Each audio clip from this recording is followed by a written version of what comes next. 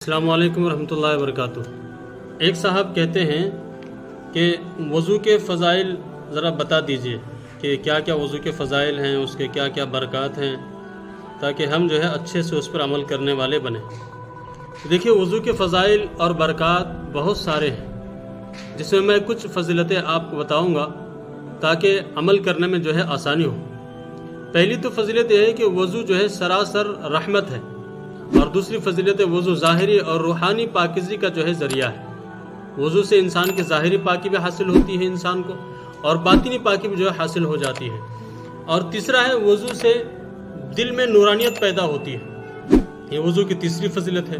اور وضو کی چوتھی فضیلت ہے کہ وضو جسم کے علاوہ ذہن اور فکری پاکیزگی کا ذریعہ ہے۔ ذہن اور فکری اعتبار سے انسان جو ہے پاکیزگی محسوس کرتا ہے وضو کرنے سے۔ اور وضو کی پانچویں فضیلت ہے کہ وضو اللہ کے نبی صلی اللہ علیہ وسلم نے فرمایا کہ مومن کا ہتھیار ہے۔ اور چھٹی فضیلت ہے وضو مومن کو شیطانی حملوں سے بچاتا ہے، یعنی کہ جب انسان مومن جو باوضو ہوتا ہے تو شیطان اس پر قابو نہیں پا سکتا، شیطان اس پر حملہ نہیں کر سکتا، اس لیے ہمیشہ باوضو رہنے کی کوشش کریں۔ اور اگلی فضیلت ہے وضو یہ نماز کی کنجی ہے، جیسے کہ آپ جانتے ہیں۔ اور وضو کرنے والے کے سر پر اللہ کی طرف سے جو رحمت ہوتی ہے، اور قیامت کے دن اعضائے وضو روشن ہوں گے، یعنی چمکدار ہوں گے۔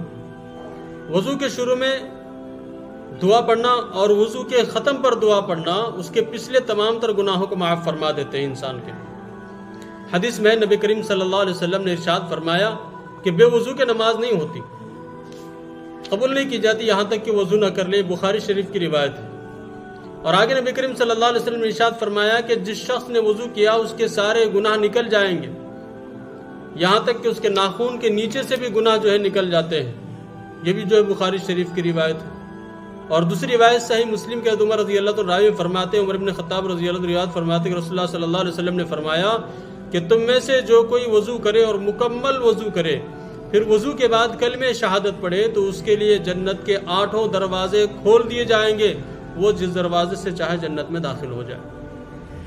یہ وضو کی فضیلت۔ اور اگلی ایک فضیلت ہے کہ ترمذی شریف کی روایت نبی کریم صلی اللہ علیہ وسلم نے ارشاد فرمایا کہ جس شخص نے طہارت کے باوجود، یعنی وضو ہونے کے باوجود دوبارہ تازہ وضو کیا، اس کے لیے 10 نیکیاں لکھی جائیں گی۔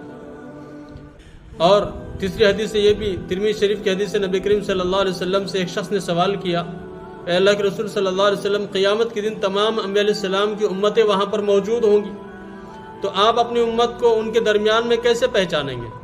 تو رسول اللہ صلی اللہ علیہ وسلم نے ارشاد فرمایا کہ میری امت کے لوگوں کے پیشانیاں، ان کے ہاتھ اور پاؤں وضو کے اثر سے روشن اور چمکدار ہوں گے، اور یہ بات ان کے علاوہ کسی امت میں نہیں پائی جائے گی جس سے میں اپنی امت کو کیا ہے پہچان لوں گا۔ تو یہ وضو کے کچھ فضائل ہیں جو میں نے آپ حضرات کے سامنے ذکر فرمائے ہیں۔ تو دعا کیجیے کہ اللہ عمل کی توفیق عطا فرمائے، اور ان تمام تر فضائل کو ہمارے دوسرے ساتھیوں تک اور تمام تر لوگوں تک بھی پہنچانے کی فکر کرے، تاکہ اگر کوئی ایک بھی ہماری اس بات کو سن کر کے عمل کر لیتا ہے تو وہ ہمارے لیے ثواب جاریہ بن جاتا ہے۔ السلام علیکم ورحمۃ اللہ وبرکاتہ۔